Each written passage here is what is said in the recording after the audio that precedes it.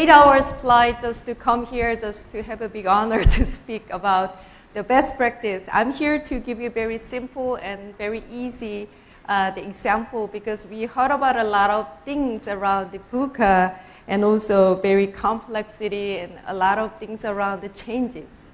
But we as a CHO or CHRO just really need to know about how, right? The way how we're gonna impact on the business. So I'm here, to share all those practices and example to give you something gift. Just you can copy and take a picture, whatever just you see the practice from the German, which is very biggest conglomerate, which is the really automotive, self-driving manufacturing, the technology company that I'm working now. And also before the Continental, which is German company, I worked for GE, which is very big, US conglomerate. So I'm here to share about the two companies, which is US and Germans, really example how they just, really prepare the future as HR. All right? Would you be very interested? Okay. Well, Pi mentioned about all around the things around, the sharing and, connecting. We are talking about a lot of things just we haven't heard so far from yesterday. Why not sharing talent? I can work for Pi as a full-time or part-time. I can work for this organization as 1 day a week. I can work for like IBM and so on and so forth. It's a time to think about a retention strategy very seriously. So that's why we need to study and also search what other companies are doing for the future just as HR. So this is really important that we need to know the reality. I'm not going to go through around, really the things around the technology or industry. Just many of the really great, HR practitioners mentioned about the IoT, AI, everything. But we just, as really Korean, the continental employees have 2,500 employees in Korea. We have 8 factories just still. Although I was the regional HR head, but I'm very, proud of, working for the Korean people, although just I'm the one of the subsidiary, the executive. But, what I want to tell you on this slide, we are working with the robots and also employees in the factory. So there are 8 robots, and that means what? 400 employees, man-hour can be covered by 8 robots.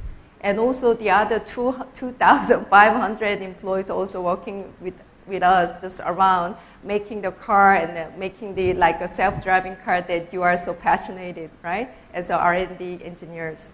So what's in it for us? Because we all about just talking of the VUCA, which is uncertain and also very in complexity and so on. So what's in it for us as HR? It's really simple that we need to change our clothes, we need to change our mindset, which is more relations rather than resource.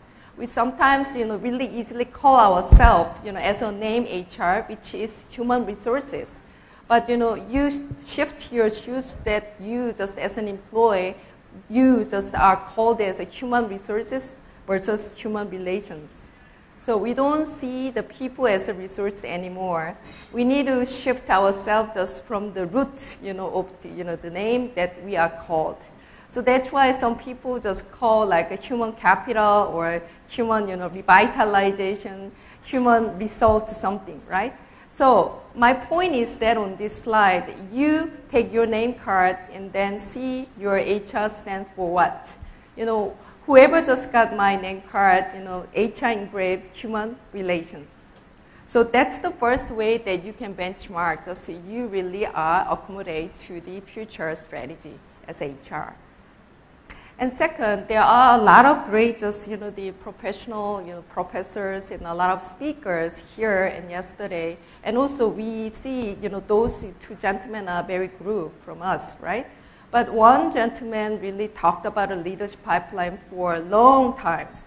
And the other gentleman is talking about a transformational leadership, which can be changeable every day. So which side that we need to follow?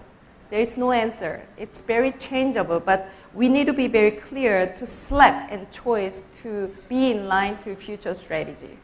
So I'm not gonna give you the what, because a lot of great, speakers already talked about, the what. Means like the future things around, what's going on and technology and so on. Let's go be practical, but don't forget we are very vital, and we need to jump just from something just where you are on, maybe 1.0 or 2.0, but we need to jump on 4.0 right now. So that is the strategy that I have seen in GE and also Continental.